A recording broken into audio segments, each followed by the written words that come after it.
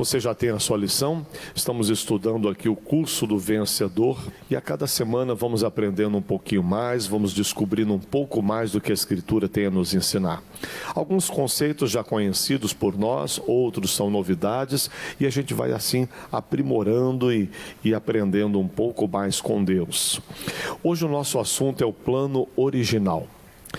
E certamente que o plano original de Deus é melhor do que tudo que veio depois. E nós vamos entender no decorrer da lição. Começando aqui. Em todas as fases da nossa caminhada, sempre é bom pararmos para verificar em quais princípios estamos pautando nossa vida. Devemos verificar se ainda estamos trilhando o caminho eterno, alicerçado em Jesus Cristo, a pedra fundamental da nossa fé, ou se nos enveredamos por caminhos atrativos e passamos a trilhar o caminho largo que leva à perdição. Dá uma paradinha aqui, por favor. Sabe, e nem tudo que começa bem, termina bem. Deveria ser desse jeito. Começou bem, deveria terminar bem. Só que Paulo escreve à igreja dizendo que eles começaram no espírito e estavam terminando na carne. A Bíblia relata para nós que uma preocupação de Paulo era exatamente o fato de que alguns haviam se deixado enganar. Ele diz, a minha preocupação é que vocês também caiam na mesma tentação que Eva caiu no princípio. Começaram bem, começaram no espírito, mas alguns terminam na carne. Começam bem espiritualmente, mas nem todos perseveram até o fim. Não deveria ser assim. E por que às vezes não é desse jeito? Porque às vezes a pessoa no meio do caminho começa a deixar outras coisas chamarem a sua atenção e elas vão deixando a fé, vão deixando o que a palavra fala, negocia uma coisinha aqui, negocia outra lá e quando se percebe já está desviada do Evangelho. Porque não é da noite para o dia que as pessoas se perdem. Uma coisinha pequena, a pessoa diz, tudo bem. Ela remedia aquele dia, ela aceita mais um pouquinho, ela aceita outra coisa, e quando ela se dá conta, ela já aceitou um monte de coisa. É aquela história, onde passa um boi, passa uma boiada. Não é? Então começa a aceitar uma coisinha, outra, e daqui a pouco, tudo que Deus falou, a pessoa está desprezando. Então vigie, para não cair na cilada de Satanás. Continuando na nossa lição. Entrai pela porta, o quê? Estreita, porque larga é a porta e espaçoso o caminho que conduz à perdição, e muitos são os que entram por ela.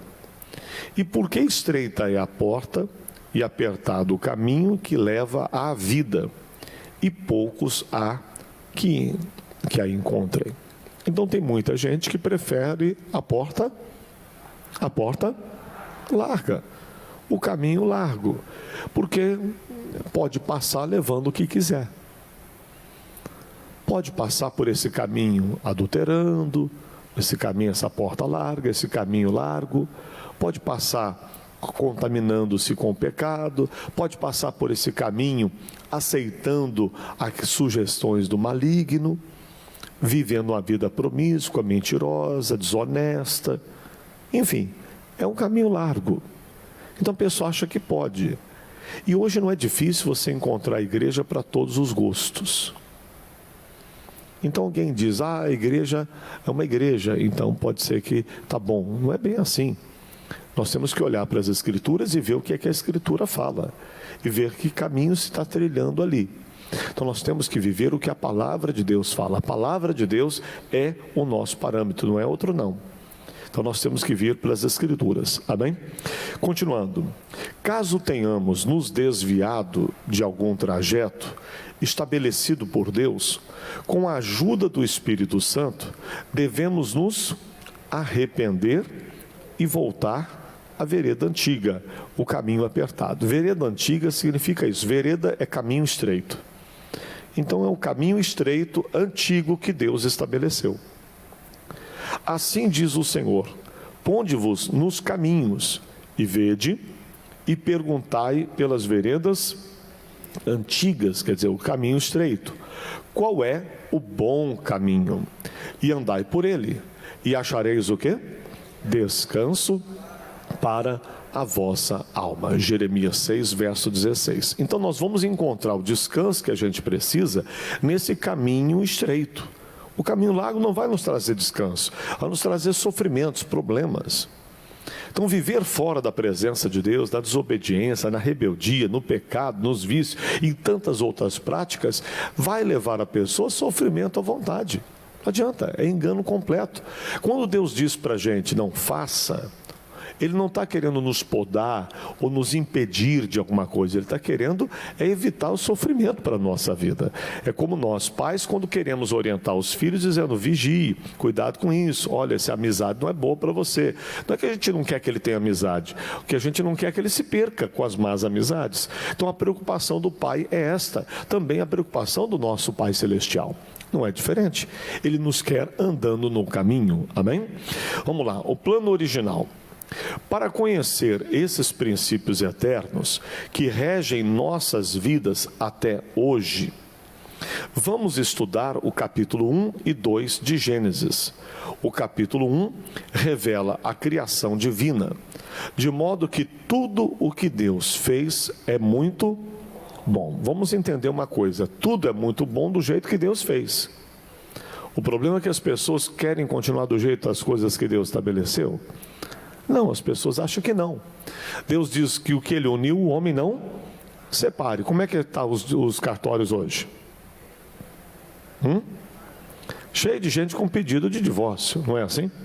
É o jeito que Deus quer? Não. Você lembra o próprio Senhor Jesus falando com Moisés, quando naquele tempo, ainda lá atrás, olha quanto tempo atrás, já existia esse problema. E chegaram para Moisés, chegaram para Jesus dizendo, mas Moisés deu carta de divórcio. E Jesus disse assim, pela dureza dos vossos corações. Mas não era assim a princípio. Mateus 19 fala isso, mas no princípio não era desse jeito. Não foi assim no princípio, como Deus estabeleceu. Mas o homem deu um jeitinho para achar que tinha uma solução que seria o divórcio. Ele diz isso por causa da dureza do vosso coração. Hoje em dia as pessoas querem arrumar outro jeito. Elas não querem nem casar. Elas inventaram uma tal de união estável, né? Não é assim? Que alguns acabam achando que isso é casamento, quando isso não é casamento. E querem simplesmente adaptar isso. Foi uma forma que no meio jurídico se achou para tentar conservar os direitos de pessoas do mesmo sexo, esse negócio. E começou a ser adotado por casais aí, homem e mulher, dizendo que não dava para casar, às vezes por causa de uma pensão, não sei mais pelo quê, né? E disse que não queria casar, mas que podia fazer uma união estável. Então foi uma maneira que alguns inventaram por aí. São os jeitinhos que a humanidade anda dando. Mas era assim no princípio? Não, não era desse jeito. A Bíblia diz, deixará pai e mãe e se unirá a sua ajudadora, e os dois serão uma só carne. Foi assim que Deus estabeleceu. Hoje em dia não. A pessoa não está deixando o pai e mãe. Ela vai, dorme com fulano, dorme com fulana, depois volta para casa, fica com os pais, depois dorme com outra pessoa, depois com outro, e depois com outro, e assim vive, infelizmente, uma vida promíscua, pecaminosa. Então o que o mundo anda fazendo não é o que Deus estabeleceu. E isso não é bom. Bom é aquilo que Deus estabeleceu. Como Deus criou, como Deus estabeleceu que deveria ser, é que era bom. O que o homem tem feito é muito ruim e tem gerado sofrimentos para as pessoas que vivem, que acabam passando na mão de tantas pessoas e vivem aí com marcas terríveis dentro das suas almas, tristes, machucadas, feridas.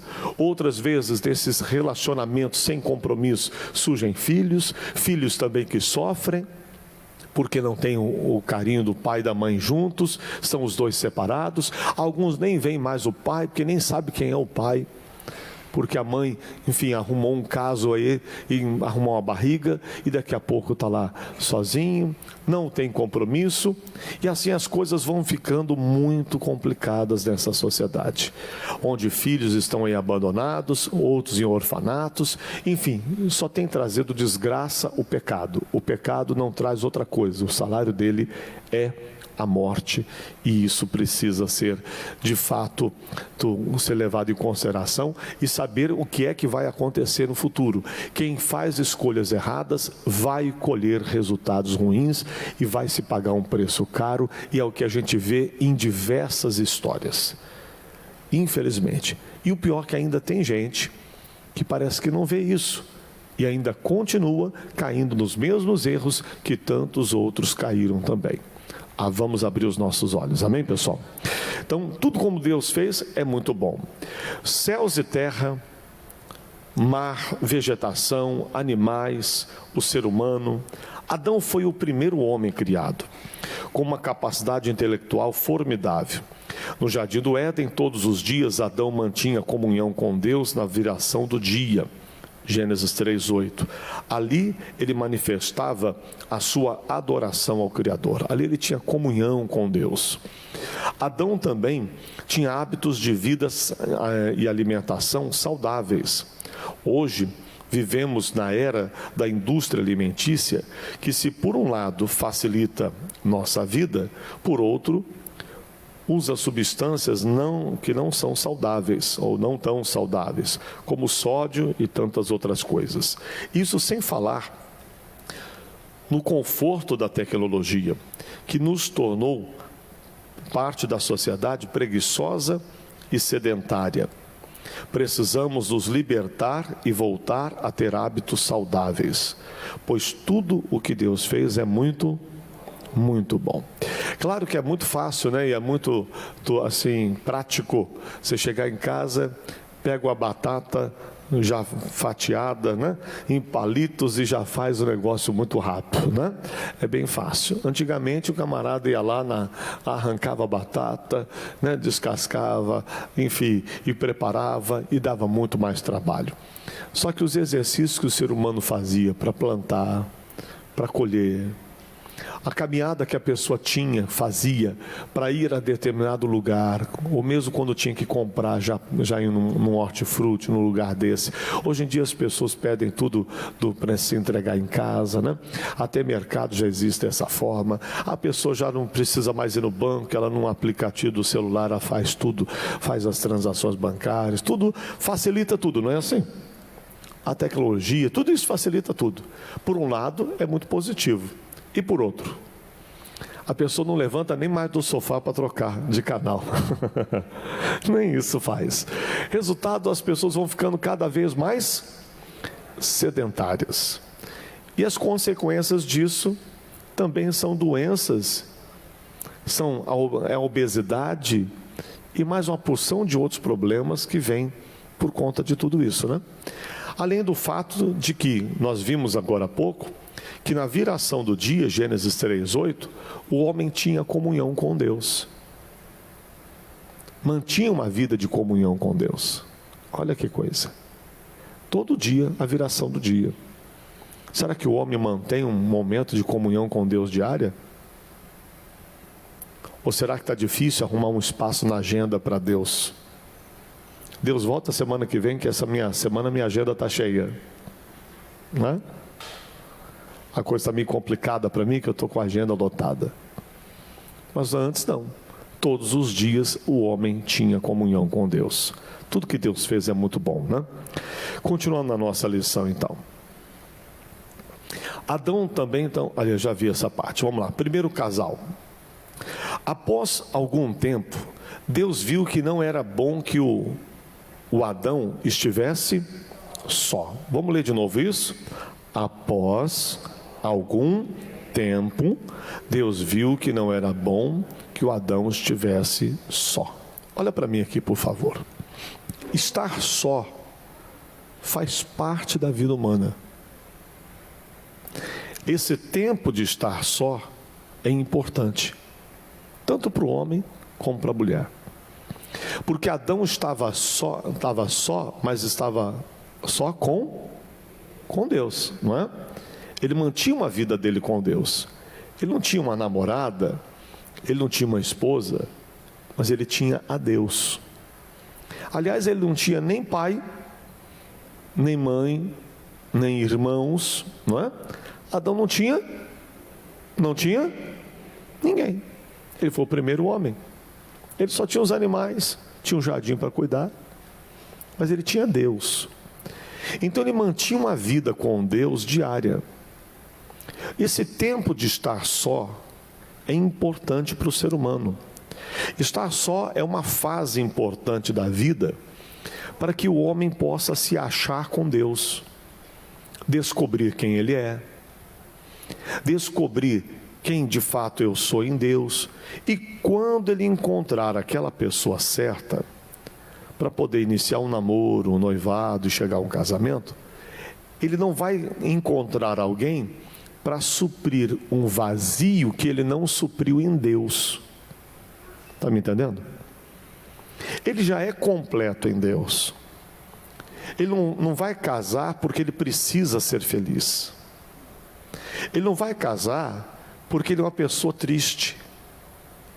Ele não vai casar porque ele tem outros problemas vazios dentro dele. Ele vai casar porque sentiu que chegou o momento para isso. Está na hora de eu encontrar essa pessoa e de fato construir uma família, uma vida a dois. E não porque ele está cheio de problemas que ele não supre em Deus, cheio de vazios que ele não completa em Deus, e aí ele vai tentar suprir esse vazio num relacionamento com alguém. Porque se ele fizer dessa forma, ele vai se frustrar, porque essas pessoas com quem ele pode se relacionar não vai suprir o que ele tem de necessidade. E aí ele vai ficar frustrando-se ali. Não conseguiu, ele tenta uma outra pessoa. Não conseguiu, ele tenta uma outra pessoa. Não conseguiu, ele tenta mais uma, e mais uma, e mais uma, e só Deus sabe onde ele vai parar com tudo isso. Diferente de quando essa pessoa está completa em Deus, ela sabe que chegou o momento, ela tem a prioridade de buscar o reino de Deus em primeiro lugar, e aí ela então está completa em Deus, e diz: meu Deus, eu quero encontrar essa pessoa certa. Coloque essa pessoa no meu caminho. Me ajude a encontrar, dirá esse homem, aquela mulher que será a minha esposa, aquela que o Senhor tem para mim. Aquela mulher que vai orar e vai dizer: meu Deus, eu quero encontrar aquele homem, que de fato vai ser o meu marido, que vai me complementar. Sabe, quando os dois estão plenos na presença de Deus e encontram pessoas plenas, é muito mais fácil esse relacionamento do que quando pessoas que estão cheias de vazios dentro de si e querem suprir uma coisa um com o outro, suprir esse vazio com alguém que ele encontrou e não consegue. E aí as coisas complicam, porque vão para um relacionamento já cheio de dificuldades. Então, após algum tempo, só que tem algum tempo, também tem um tempo certo. Se passar do tempo, também não é bom. Tem gente que está esperando demais para encontrar essa pessoa. Tem gente que está escolhendo demais, não é?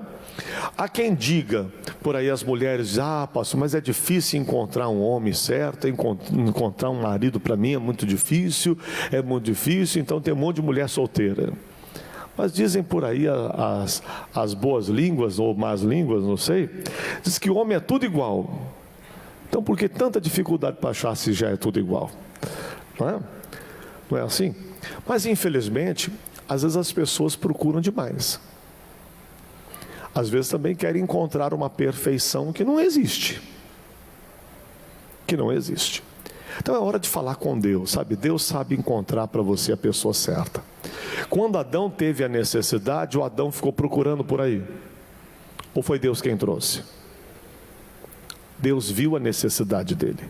Deus é quem viu a necessidade dele. A Bíblia não diz que foi o Adão que viu que tinha necessidade de uma pessoa. Deus é quem viu.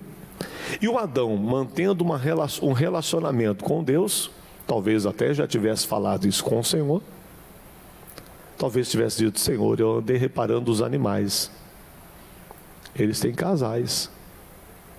São casais de animais. Por que eu não encontro essa pessoa? Não existe?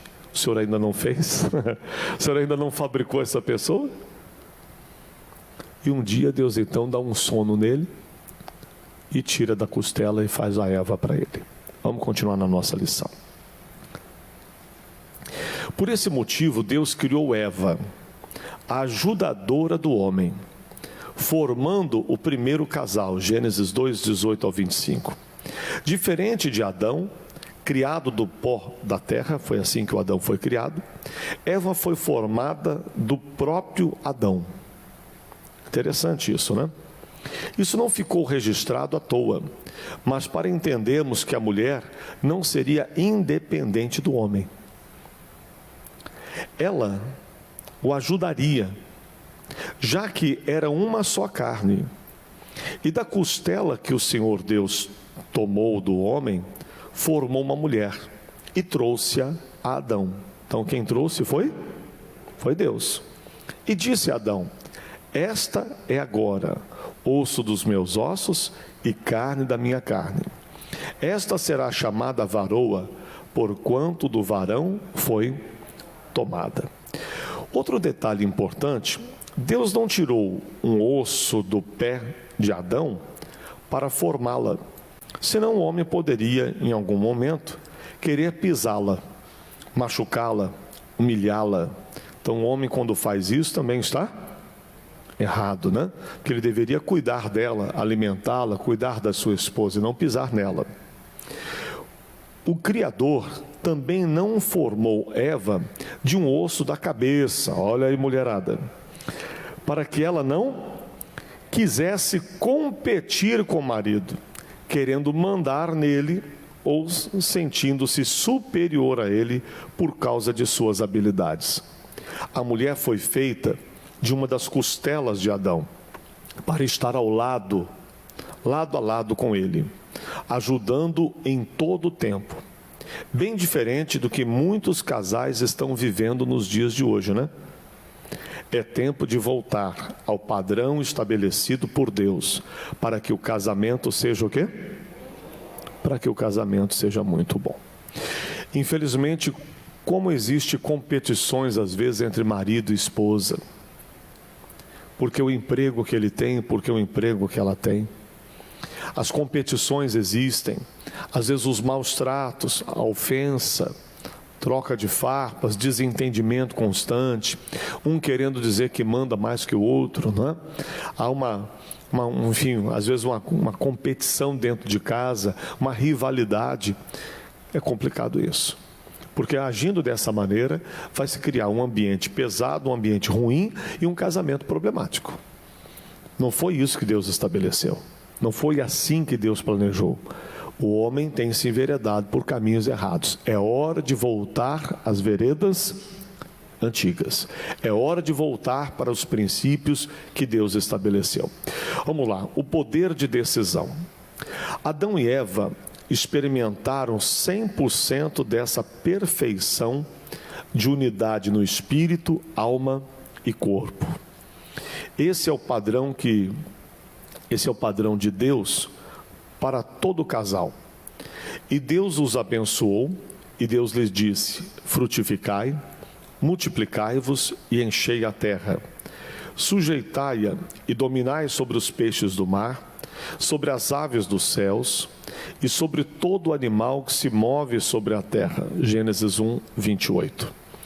Para que o relacionamento deles permanecesse inabalável, tanto com Deus quanto entre si, era necessário que Adão e Eva obedecessem a uma única ordem: de toda árvore do jardim comerás livremente, mas não da árvore da ciência do bem e do mal.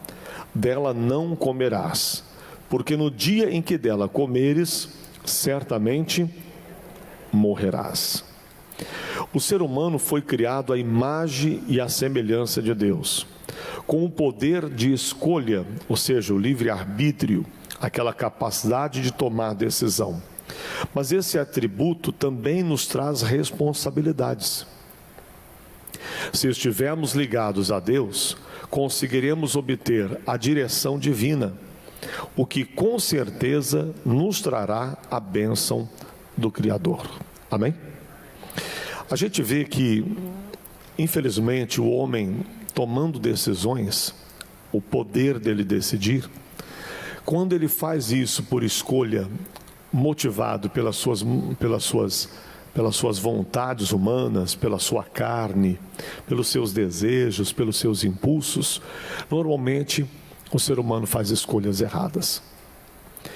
Quando Jesus disse, sem mim nada podeis fazer, ele espera que, por mais que tenhamos o livre-arbítrio, que possamos ter a humildade de buscá-lo, de pedir a ele a direção e de esperar que ele fale conosco para nos dar essa direção certa.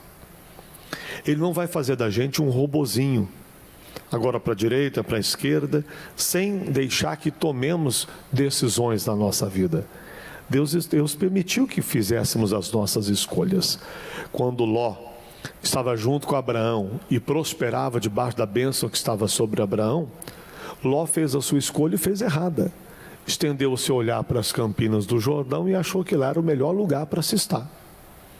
E foi para onde não devia. Fez uma escolha errada. Sansão, quando estava lá junto dos seus e poderia escolher uma das mulheres lá do seu povo para construir uma família, não. Ele se interessou pelas mulheres filisteias. Ele achou que elas lá talvez fossem mais bonitas, mais interessantes, e ele acabou indo atrás de se unir a uma mulher que fazia parte dos inimigos. E resultado disso foi pesado. Acabou parando nos braços lá de Dalila, que acabou por fim levando ele à cegueira, a perder suas vistas, a ser humilhado, e tudo aquilo que Deus tinha para a vida dele, ele foi jogando fora.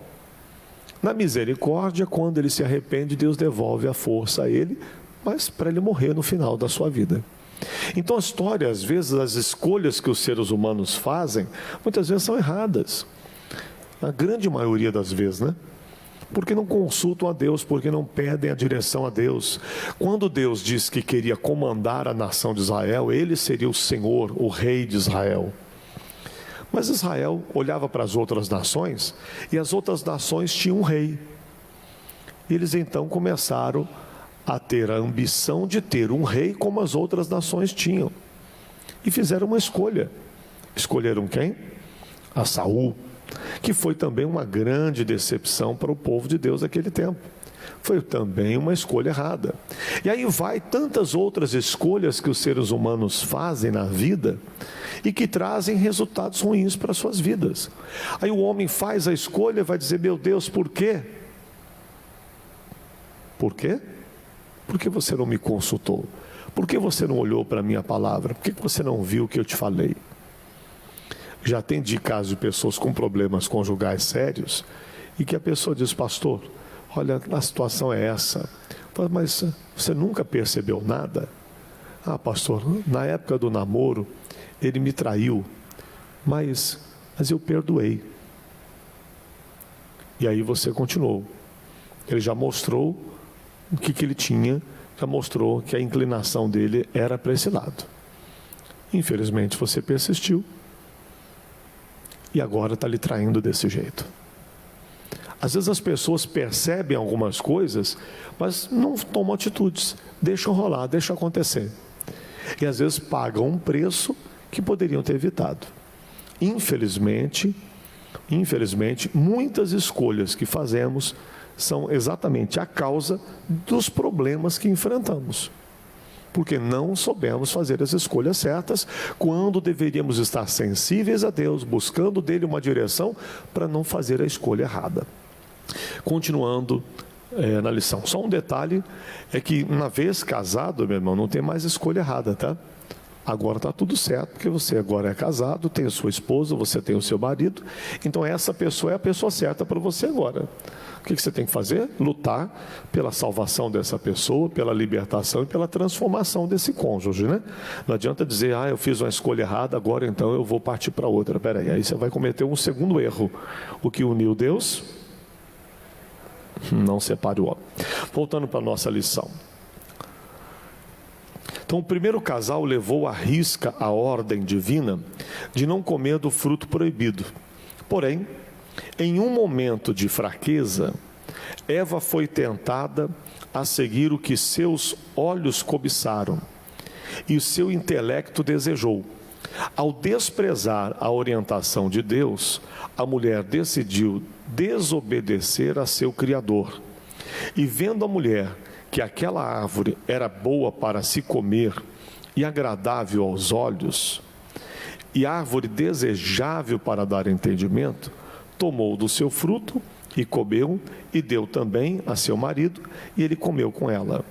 Então foram abertos os olhos de ambos, e conheceram que estavam nus, e coseram folhas de figueira, e fizeram para si aventais. Bom, só esses versículos aqui já dariam uma mensagem do dia, né? Mas resumindo aqui o assunto, você veja bem que o Adão, que a Eva, foi guiada pelo quê? Primeira coisa, vamos ler de novo.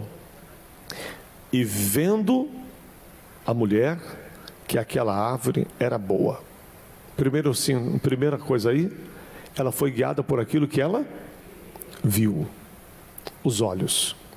Você lembra de Jesus dizendo que os nossos olhos são a candeia do nosso corpo? Se os nossos olhos forem maus, quão grandes serão as trevas em nós? Os olhos de Eva nessa hora foram maus, porque ela olhou e cobiçou o que Deus tinha dito para ela que era proibido. Há quem diga por aí nesse mundo, o mundano, o perdido, costuma dizer que o que é proibido é mais gostoso. Já ouviu pessoas falando assim? Pois é, né? Pode ser gostoso no início, porque a Bíblia diz que o pecado ele é doce como mel no seu início, mas o final dele vai ser amargo como fel. Então não tem nada de gostoso, tem de destruidor aí esse negócio. E a Eva olhou e disse que era agradável aos olhos, mas nem tudo que reluz é ouro, né, pessoal? Nem tudo que é agradável aos olhos vai ser bom para a sua vida. Então as pessoas às vezes são guiadas por aquilo que elas veem. O justo viverá?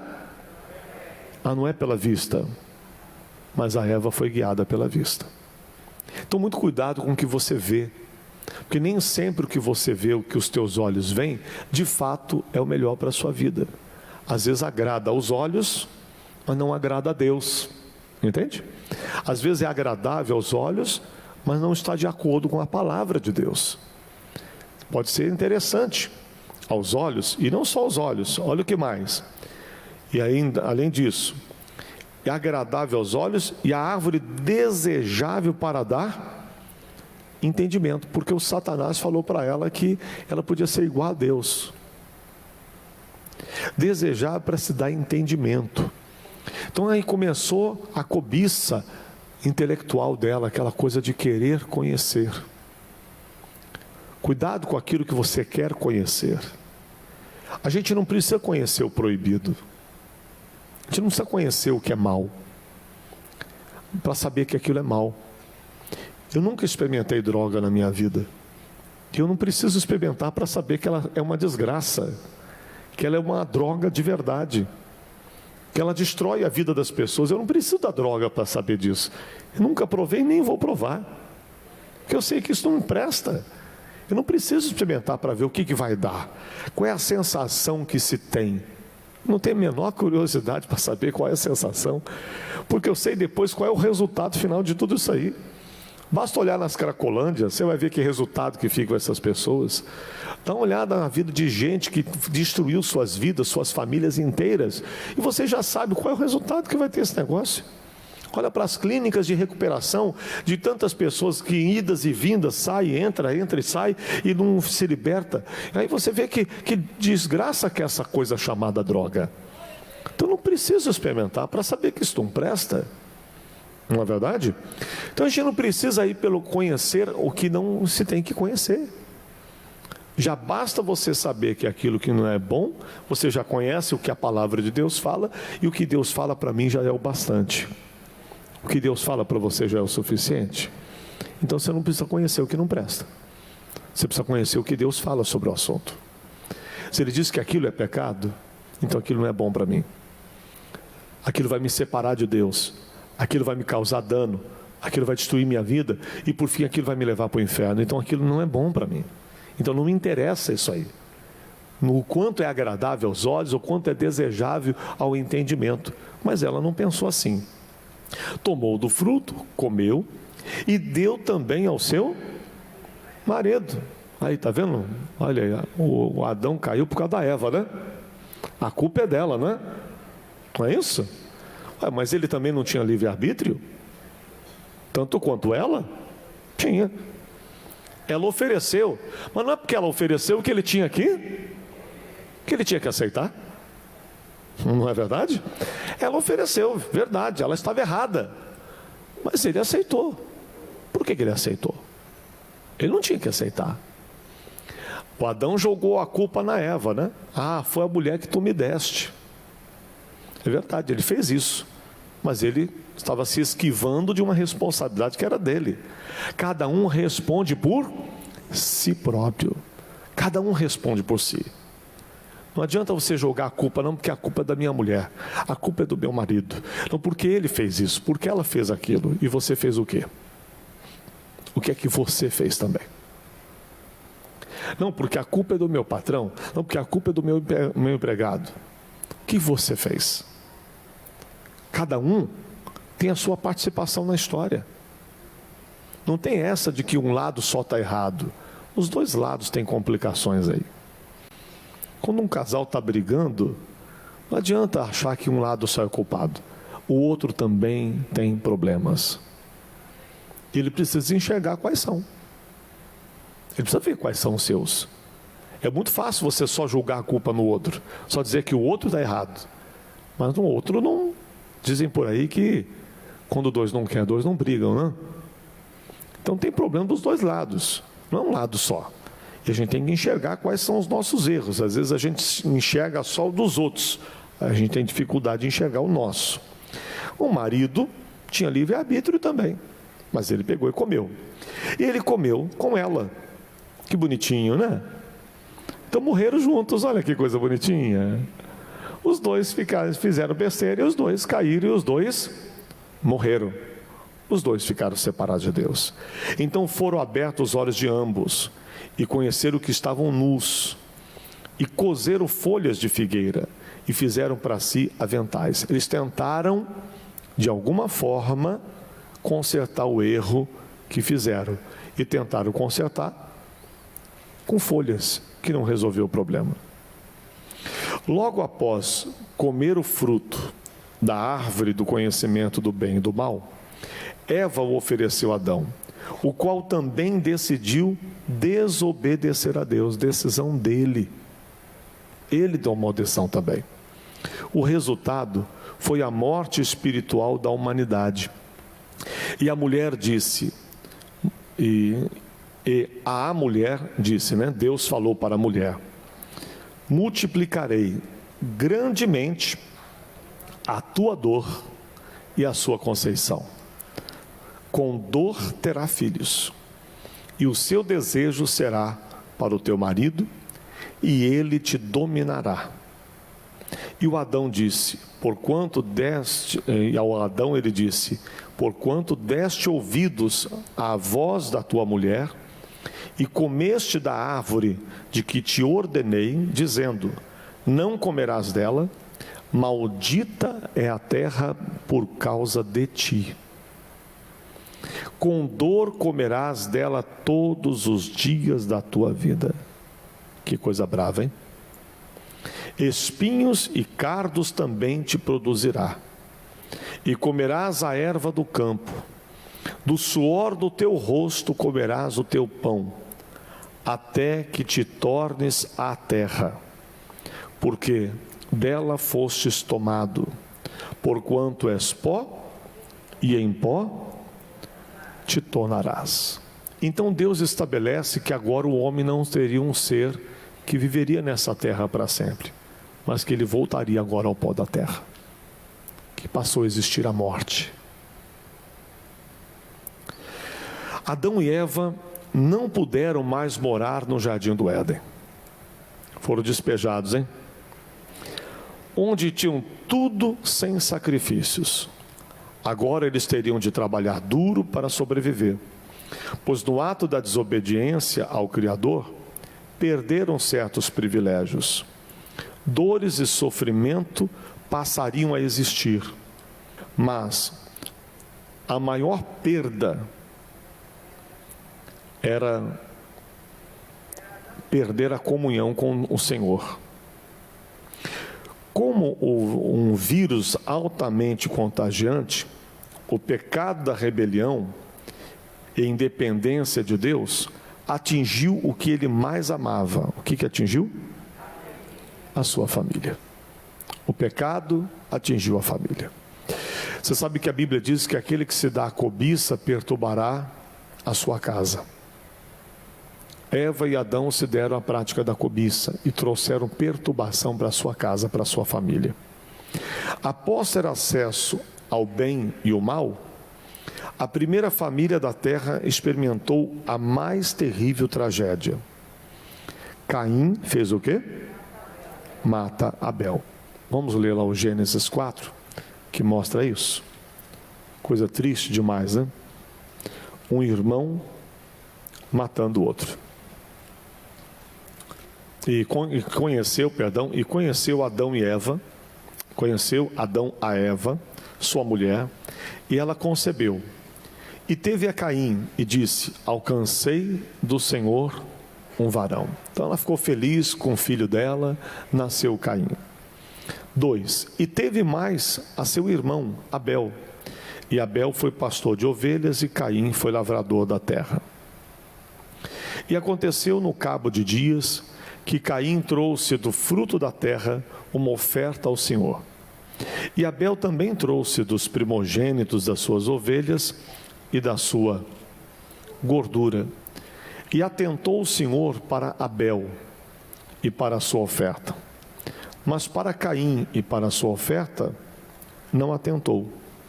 Irou-se Caim fortemente e decaiu-lhe o seu semblante.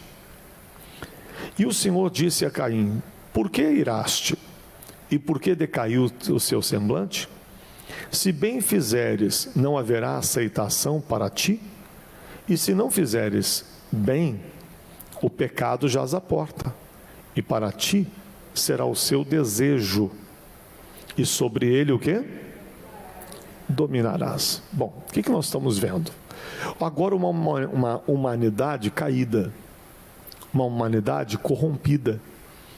O coração de Caim e Abel já não eram mais como o coração de Adão e Eva antes do pecado. Eles agora já conheciam bem o mal. E o Caim age mal. Caim não age bem.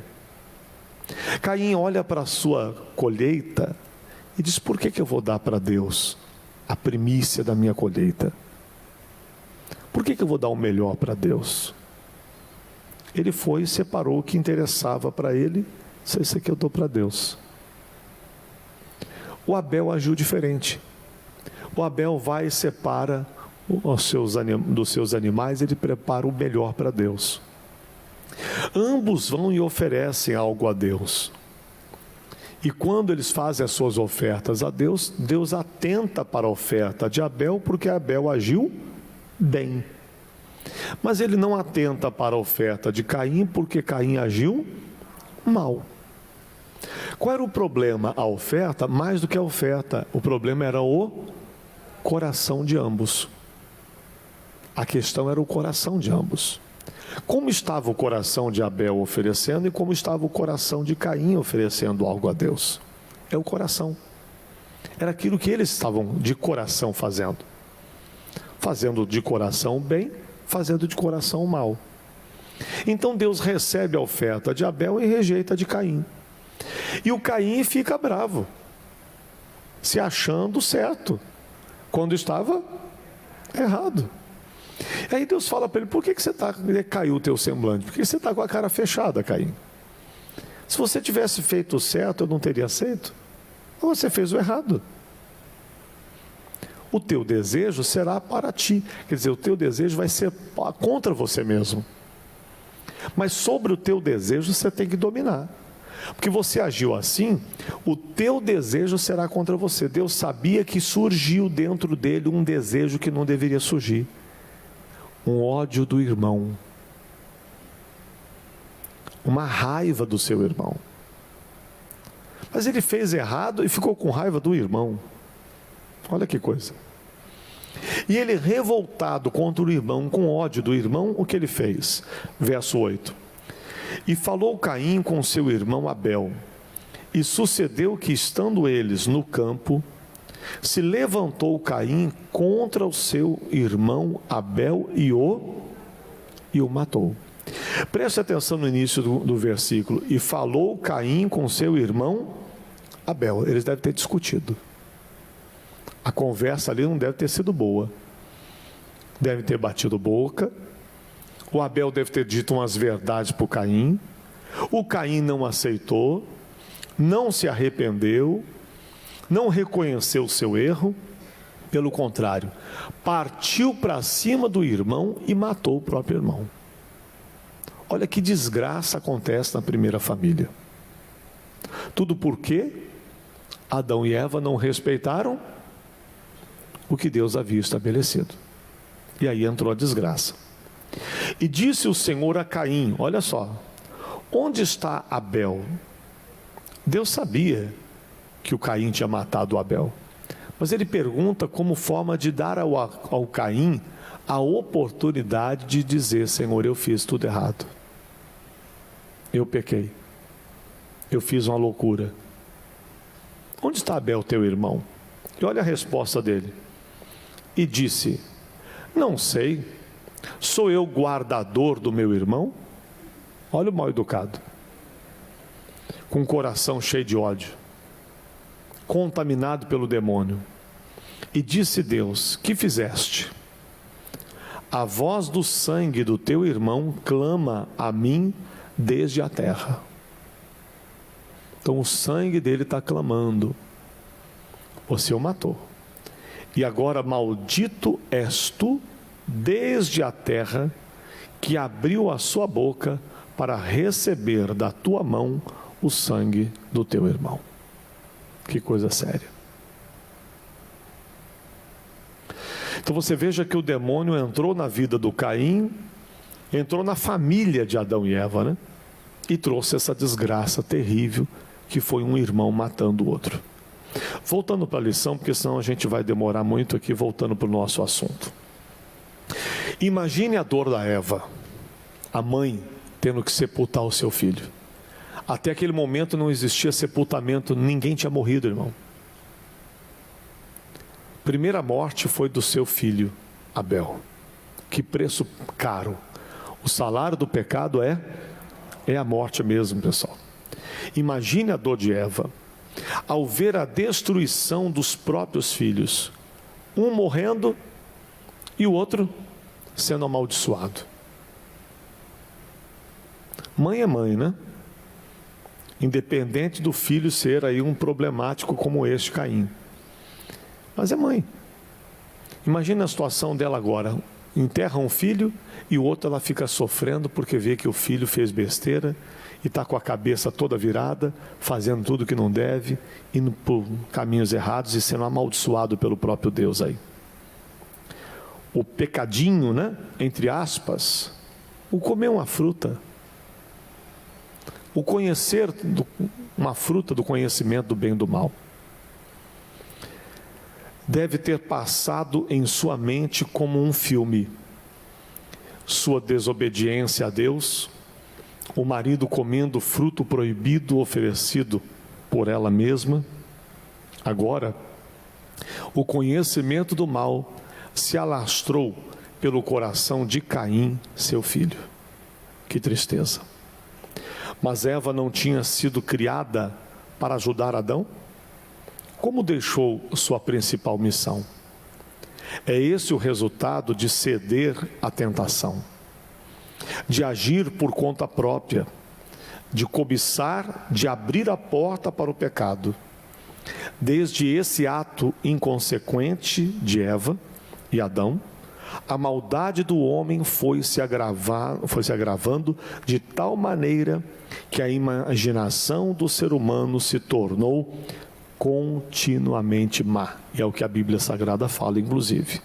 A situação chegou a um nível tão devastador que Deus se arrependeu de ter criado o homem. Após o dilúvio, o Senhor determinou que os dias do homem sobre a terra não passariam de 120 anos. Em Gênesis 6, a Bíblia fala disso.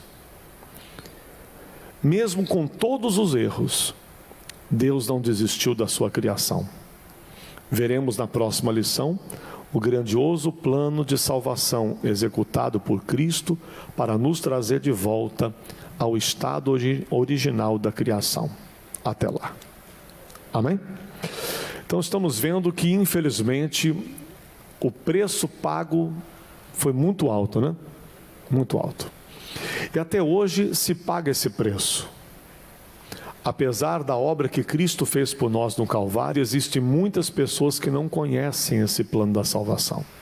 E ainda se enveredam por caminhos de desobediência, de pecado, de erro, o que traz à humanidade consequências assim terríveis, né? Terríveis. Quando vemos hoje a humanidade aí entregue a tantas práticas pecaminosas, sofrimentos em todo o mundo. Temos muito a fazer.